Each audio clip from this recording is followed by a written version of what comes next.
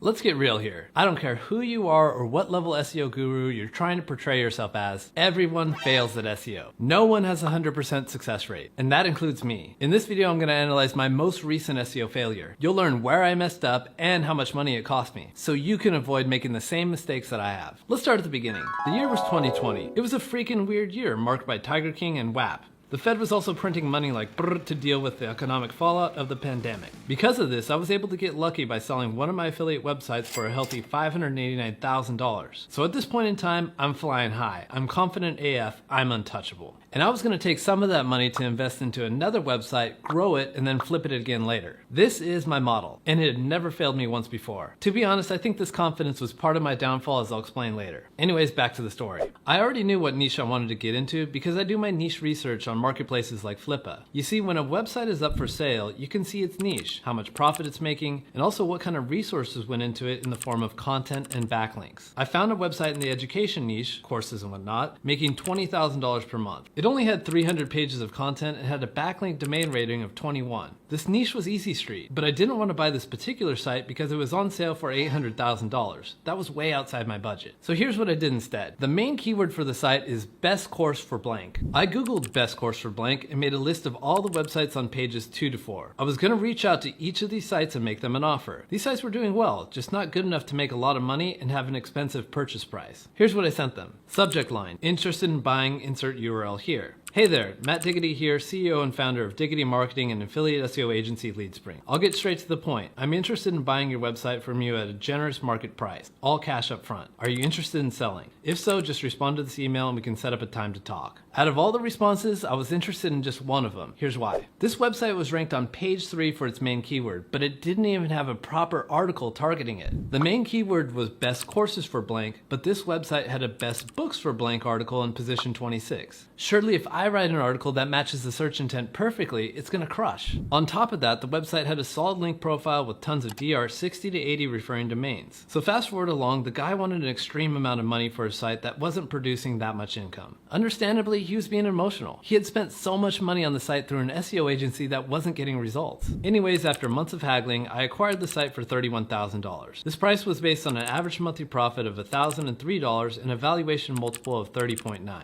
I was so fired up to get started on this site. Confidence through the roof. In fact, I was so confident I launched a follow-along case study called Project Cashflow to document the journey. Spoiler alert, I only did the case study for 4 months just because of how lame it went.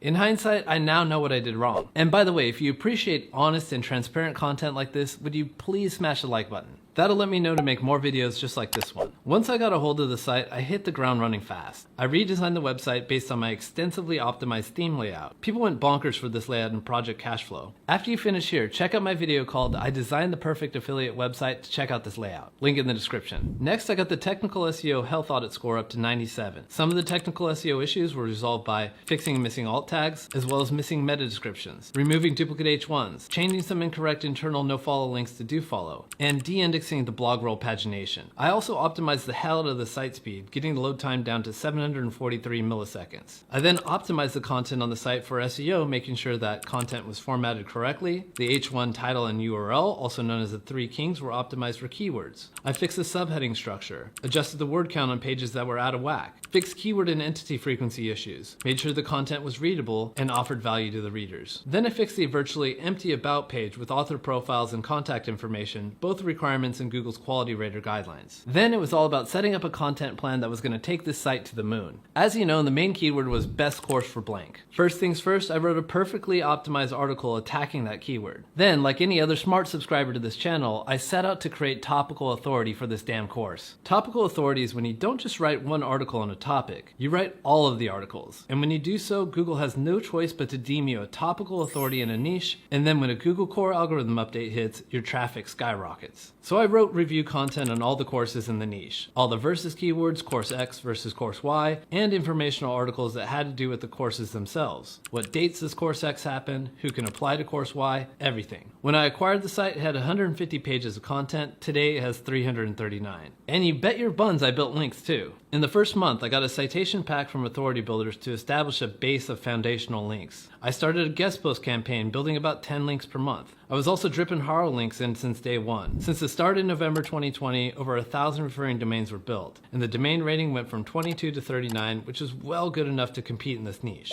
So what was the result after all this effort? Check this out. Here's the traffic growth in Google Analytics since the project was started. If you compare last month to the first 30 days, there's a 272% increase in sessions. What the hell am I complaining about? To make matters even more confusing, here's a screenshot of my rank tracker. Almost every keyword made it to the top of Google. Almost every keyword. Except the main keyword. The one that this whole project's profitability hinged on never made it to the first page of Google. Got close, but it never broke through. And as a result, profit never took off. In fact, it's making just barely a bit more than it did in the beginning. But I had put so much time and money into the site. Remember the last person that owned the site that was getting emotional about the money you put into it? Well, that's what happened to me too. I didn't want to lose. So guess what I did? I poured more money into it, of course. The site was cursed when it came to ranking for that one keyword. So my team and I did some next level brainstorming to try to fix it. So before we'd gotten topical authority for best course for blank. This time we wanted topical authority for courses in general. We started writing literally every piece of content on courses. What is a course? Are online courses better than in-person courses? We went nuts. Like I said, we were getting emotional. Also, around this time, the Google product reviews update came out, which got us thinking that we need to beast mode the quality of our best course for blank review. So I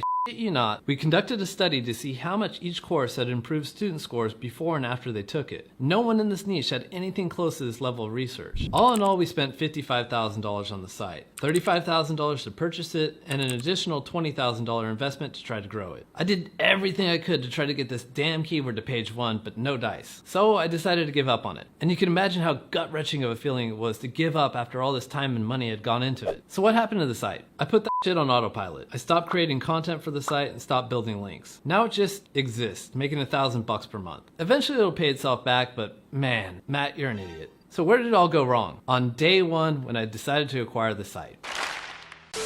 The success of this site hinged on one keyword. And even though I had supreme confidence that I could get to the top of Google for that keyword, I forgot that some sites are just straight up cursed for particular keywords. That's why it's important to always choose a niche and a domain name that's expandable. While this site was meant to beeline for best course for blank, if I would have just started on a general course review site, I could have pivoted to reviewing any course. Instead, I put all my eggs in one basket. And the stupidest thing, look what I wrote in month 1 of Project Cashflow. The crucial evaluation factors for buying a website include, is revenue overly dependent on 1 or 2 pages? Then look how dumb I am. After that I wrote, in the case of Project Cashflow, I wasn't overly concerned with the factors above. Damn! Luckily you can't fire the owner of a business. Sorry guys. Rule number 1, always start or buy sites with a branded domain name in a highly expandable niche. Don't hinge your success on any one keyword. Rule number 2, know that affiliate marketing is like playing roulette. You don't win all the time. The good thing is that you do win most of the time. What would you do if there was a game in the casino with an 80% success rate? You'd sit your ass down and play it 1,000,000 times. Likewise, you should also have a few projects going at the same time. The more games you play, the more chances you have to win. Rule number 3, this 80% win rate has a catch to it. It depends on how well you do your SEO. Do crap SEO and your success rate drops to 30%. Do everything perfect and you get closer to 80% and above. What happened to me is I broke my own rules. I didn't stick to the SEO plan that had never failed me before and has never failed me since. If you'd like to learn what that plan is, join my free affiliate SEO masterclass. It details everything I'm doing today in 2023 to get sites to the top of Google consistently. And make sure to subscribe for more videos just like this one.